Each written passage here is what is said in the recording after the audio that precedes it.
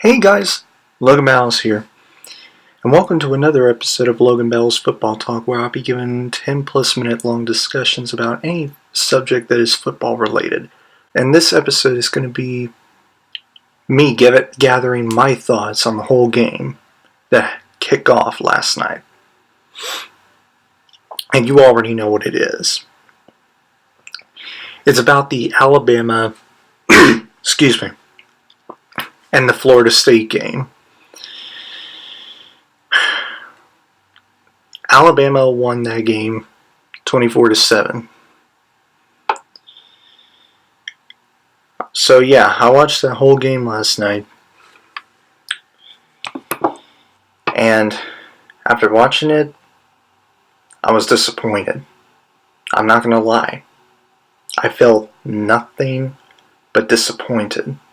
I didn't feel angry, I didn't feel sad, I didn't feel shocked, or I wasn't shocked. I was feeling disappointed. That's how I felt. And that's coming from an FSU fan and someone who absolutely hates Alabama.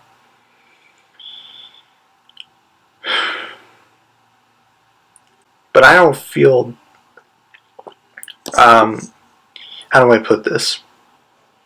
Today is not the day that I will be going off on my Seminoles, even though they made a lot of mistakes in the whole game, especially in the second half, and I will get into that in a few minutes. But as difficult as it may be for me to say this, I have to congratulate Nick Saban and his entire coaching and a team of players for their hard work and effort into winning this game. I just can't believe those words came out of my mouth, but it just has to be said because it really was a really good game. Performed by two really good teams. I want to start off with the positives.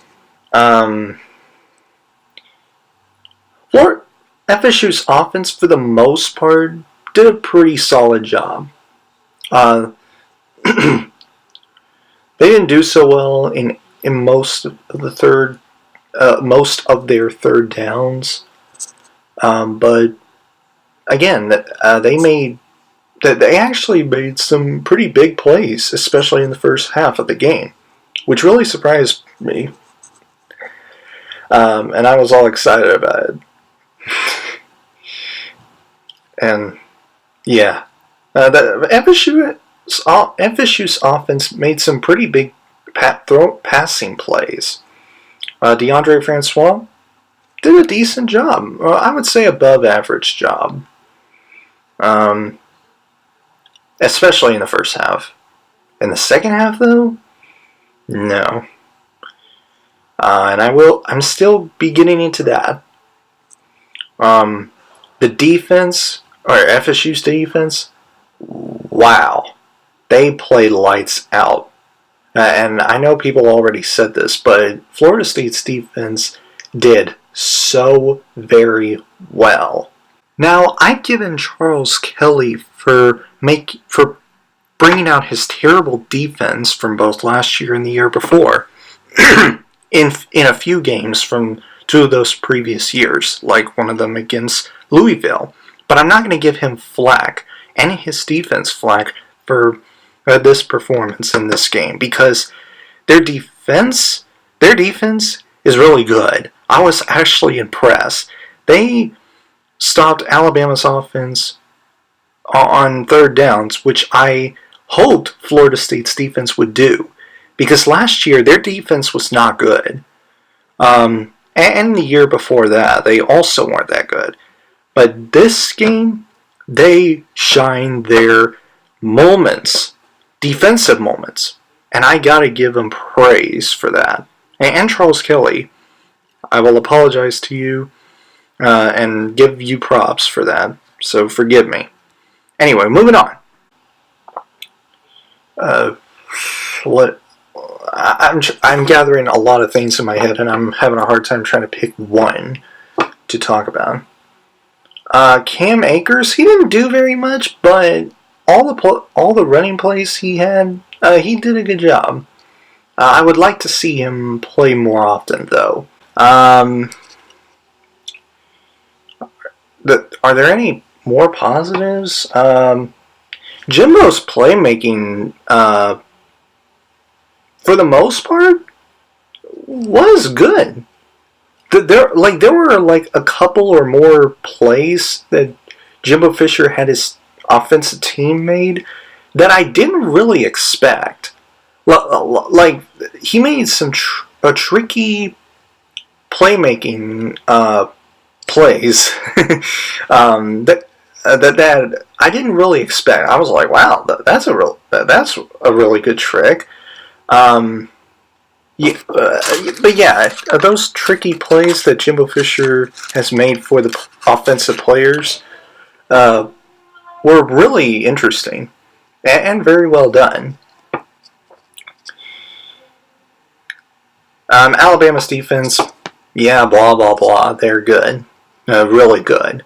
And their offense, Jalen Hurts, he was fine. I wouldn't say he was spectacular in the game because he's like not good in terms of not throwing enough passing yards. He does very well on rushing yards, though. Even though he had made 40-something yards of rushing. I forgot. And I think that's about all the positives I have after the game was over. Now let's get down to the nitty-gritty of this game. FSU special teams was awful. Look, I can't say it enough. They were awful. I just couldn't. They were so awful. I was actually in disbelief. There was a first play. I believe it was the middle of the third quarter. I could be wrong. It could have been earlier than that, but there was one play where Alabama kicks off after, I think it was them after having a field goal. And this one guy at the end zone didn't get the ball. The ball was bouncing right in front of the end zone, and this FSU guy, I forgot his name, got the ball and then went out. And then this Alabama player got the ball out of his hands, and then Alabama got the ball.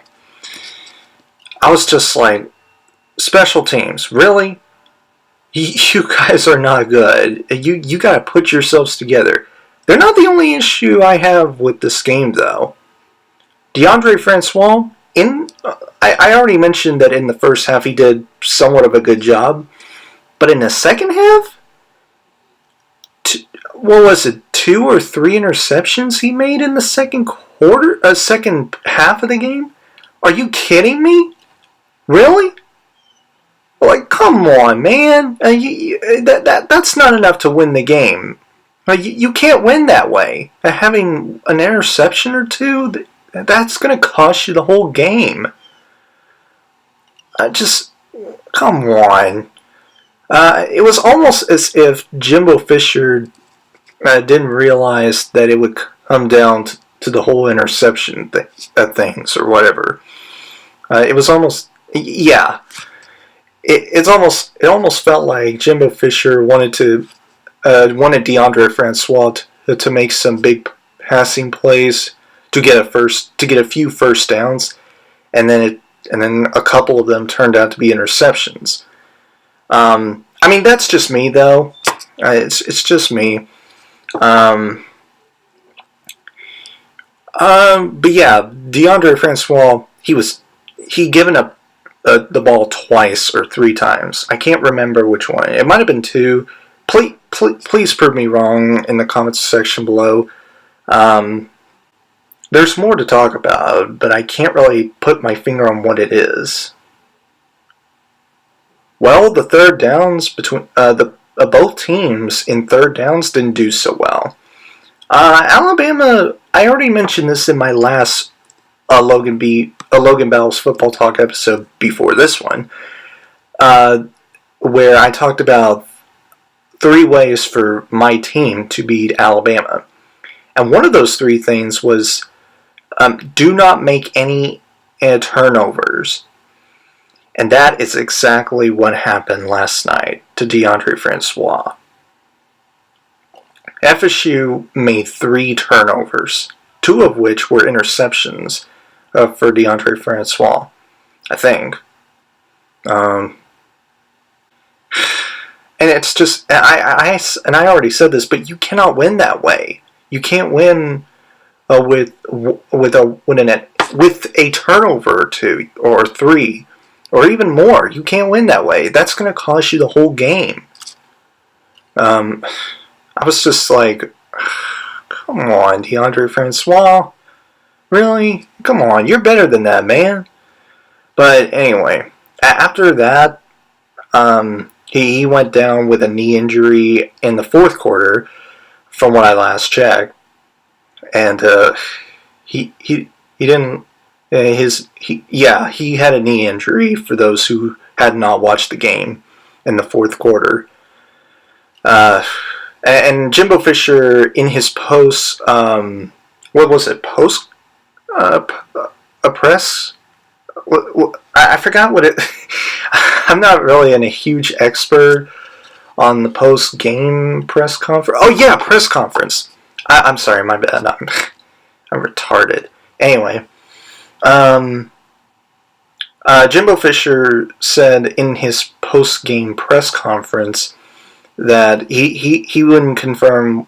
He didn't confirm what happened to DeAndre Francois or when he will get back in the game and stuff like that. But he did talk to DeAndre Francois. He gave him a hug, said that he loved him and wished him very well and stuff like that. And it was cool.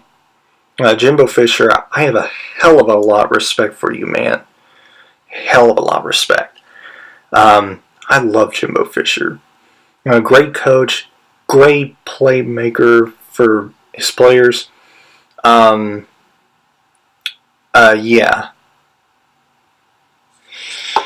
Nick Saban, again, I mean, I don't know if I mentioned him in the positive section I had at the first half of this video, but Nick Saban, he did fine. He did a good job. I will say that. He did a good job. I will say that. I'm not really a big Nick Saban fan, to be honest with you. I never really cared for him and all that stuff. He, in all of his press conferences, he sounds like he's not happy with his team, whether they win or lose. That's just my personal opinion, and stuff like that. And I think, yeah. I mean, overall, after the end of the game, my final thoughts of the game were, it was very disappointing to see my team not upsetting the number 1 ranked team in the nation, which I'm going to say this right off front, and I don't care if I get flack for saying this. Alabama should not have been number 1 after they lost to Clemson in the last national championship game. They should not have. They should have been at number 2 and Clemson at number 1. And it really baffles me that anyone who made the AP polls would go out of their way to rank a team that lost to the Clemson Tigers in the last national championship game and be ranked at number 1, and have the Clemson Tigers, who beat Alabama in the last national championship game, to be ranked at number 5. That just... I can't stand that, but that's it is what it is. I mean, I didn't like that. That's just me ranting on the whole rankings list. in the top 5 list. Yeah, I just didn't like it.